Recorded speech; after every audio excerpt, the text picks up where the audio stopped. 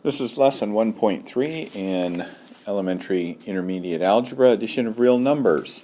And we're going to kind of skip around a lot with this. I'm not going to have you do some of the things that they have with the number line here, but I do want to at least remind you that all that number line does is gives you a list of numbers to the right of 0 and a list of numbers to the left.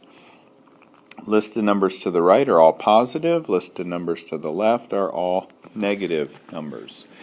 So the positive and negative are a direction on the number line, and they try to explain how to use the number line to add and subtract numbers, and I think it is very confusing. So I don't teach it that way, so let's throw out that dumb number line, and let's just work at adding and subtracting, or adding, I guess, positive and negative numbers. At this point, we're not going to do any subtraction of negative numbers. We're just going to add them. So instead of saying 3 minus 6, we're going to write it as an addition. So you're going to change that minus to a plus, and you're going to put a minus on the 6. So you're going to have 3 plus negative 6 instead of 3 minus 6. And when you get an example, like example number 1, it gives us 3 plus negative 4. So what does that mean? All you have to do is look at the first number and the last number. First number is a positive, last number is a negative. The signs are different. When the signs are different, you take the difference between the 3 and the 4. We ignore the signs. You just take the difference between the 3 and the 4. Difference between 3 and 4 is 1. And you put the sign of the largest number on the answer, and you're done. So 3 plus negative 4 is negative 1.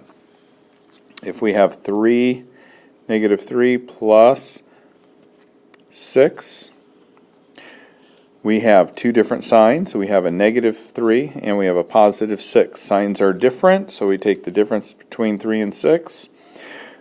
Put the sign of the largest number, in this case it's a plus because it's a 6, on the answer, and we're done. We don't need to put a plus sign when it's positive, but if that helps you to remember what you're doing, that's just fine. Now when we're doing things like signs are the same, we'll try one of those. If I have 3 plus 6, signs are the same, so we add the numbers and we put the sign of what those numbers are on the answer. If I have negative 3 plus negative 6, signs are the same, so we add them and we put the sign that we're given on the answer. When I have negative 3 plus negative 4, signs are the same, I add the numbers, put the sign on it, and I'm done. Alright, so not really too much to do in that. Yeah, I think that's about it as far as going over that, which takes us all the way over to, well, let's look at example number 10. It says we've got a negative 3, and we're going to add 2, and then we're going to add a negative 4. So notice what we have here. We have addition signs here and here. So we're going to take negative 3 and 2 and add those together, and notice the signs are the same, or different. One's a negative 3, one's a positive 2. Signs are different. We're going to take the difference between the two, put the sign of the largest number on the answer. And then we're going to leave the rest of it alone. Now we're going to do this part of it. Signs are the same, so we add the number and put the sign of the problems on there, and we're done. When we're given one like number 11, that one is a little bit trickier because it's just so doggone big. So we've got negative 8 plus 2 plus negative 5 plus negative 1. Alright, we're going to do what's in the parentheses here first. Remember PEMDAS, we're doing what's in the parentheses first. So we're going to leave the rest of it alone, we're going to put our brackets there and do what's in there, and then continue to put stuff together. So 2 plus negative 5, signs are different. We're going to take the difference, put the sign of the largest number on there. Now we're going to combine these two because we're going from left to right. Negative 8 plus negative 3, signs are the same. We're going to add those and put the sign on there. Now we've got a negative 1 at the end. We're going to add negative 11 plus negative 1. Signs are the same. We're going to add the numbers up, put the sign on there, and we're done. Okay, example 12. We start with negative 10, and we go plus 2, and in parentheses negative 8, plus 11, plus negative 4. All right, we're going to do this in the parentheses first. The negative 8 plus 11. We're going to write everything else as is. Negative 8 plus 11. Signs are different. There's a negative on the 8 and there's a positive on the 11. So signs are different. We take the difference between the two, put the sign of the largest number on there, which is a positive, so we just leave it as a 3. Now that we're done with the parentheses, we're going to do our multiplication. Remember PEMDAS. Parentheses, exponents, which there aren't any, multiplication, division from left and right, addition, subtraction from left to right. So negative 10 plus 2 times 3 is 6 plus negative 4. Now we're going to do our subtraction and addition from left to right. Negative 10 plus 6. Signs are different, so we're going to take the difference. We're going to put the sign of the largest number on there, and we're done with that part of it. We have negative 4 there.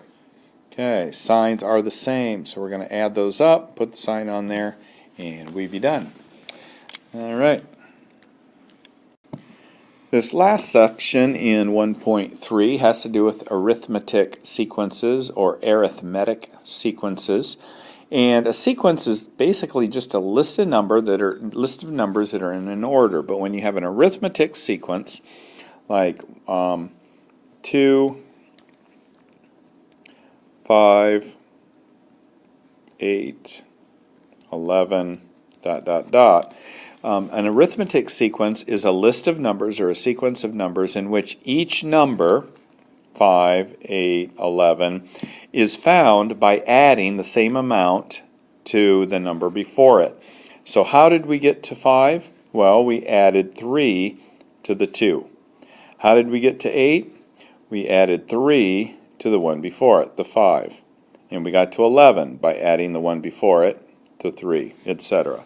So that's an arithmetic sequence. So each number was found by adding 3 to the number right before it. So you're given some examples, like example 14. They give you 7, 10, and 13, and they want you to find the next two numbers. So we're looking for that number and that number. Well, how did we get from 7 to 10? We added 3. How did we get to 10 to 13? We added 3. So 13, we add 3, we get 16. We add 3 to 16, and we get 19. In B, we start out with 9.5, and we go to 10. And then we go to 10.5. What did we do to go from 9.5 to 10? We added a half. 10 to 10.5, we added a half. 10.5 to 11 when we add a half, and 11.5 when we add another half. So notice that whenever we go from one number to the next number, it's done by adding the exact same amount. So this one we went 7 plus 3, 10 plus 3, 13 plus 3, 16 plus 3. So it's always plus 3. Here it was plus 0.5 or plus a half for each one of them. So that should make it a little bit easier. But when we're given something like C, we're given 5, 0, negative 5, and we're asked to find this number and this number. Well, how did we go from 5 to 0? We added a negative 5, right? It's 5 plus negative 5 is 0. What's 0 plus negative 5? Negative 5. What's negative 5 plus negative 5? So this one is that number, and this one is what we're adding to it, negative 10. And then when we add negative 5 to that, we get negative 15. So that's my sequence there. Okay, so that's it for problem set 1.3.